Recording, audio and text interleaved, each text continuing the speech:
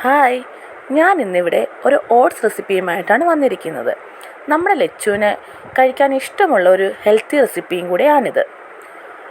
അതിനായി ഈ റെസിപ്പി തയ്യാറാക്കുന്നതിനായി നമ്മൾ ഒരു ബൗളിലേക്ക് 2 വാൾനട്ട്സ്, 3 ബദാം, 3 കാഷ്യൂ എന്നിവ കുതിർക്കാൻ വേണ്ടി 1 മണിക്കൂർ വെള്ളത്തിൽ ഇട്ട് വയ്ക്കുക. അതിനുശേഷം നമ്മളുടെ ഓട്സ് ഒരു 3/4 കപ്പ് ഒരു ബൗളിലേക്ക് നമ്മൾ എടുത്തു വയ്ക്കുക. ഓട്സിൽ ധാരാളം മിനറൽസും വിറ്റാമിൻസും ആൻറ്റി ഓക്സിഡൻസും ഉണ്ട്.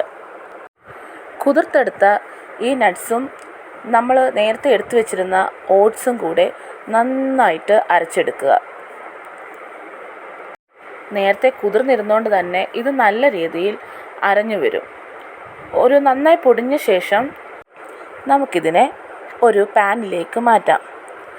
വെള്ളമോ പാലോ ഏതെങ്കിലും ഒന്ന് ചേർത്ത് നമുക്ക് ഈ ഓട്സിൻ്റെ കുറുക്ക് നമുക്ക് ഉണ്ടാക്കിയെടുക്കാം. അതിലേക്ക് ഞാനിപ്പോൾ വെള്ളമാണ് ചേർക്കുന്നത്.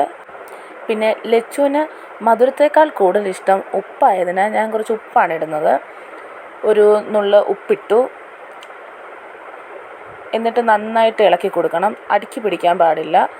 നന്നായിട്ട് ഇളക്കിക്കൊണ്ടിരുന്നിട്ട് ഞാൻ പിന്നെ കുറുകി വരുന്ന സമയത്ത് കുറച്ച് നെയ്യും കൂടെ ആഡ് ചെയ്യും.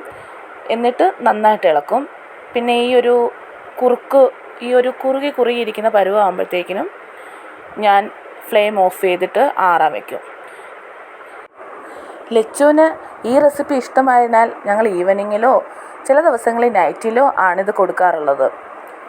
പെട്ടെന്നുണ്ടാക്കാൻ 5 മിനിറ്റ് കൊണ്ട് പെട്ടെന്നുണ്ടാക്കാൻ പറ്റിയ റെസിപ്പി ആയതിനാൽ നിങ്ങളും ഇത് തയ്യാറാക്കി നോക്കണം.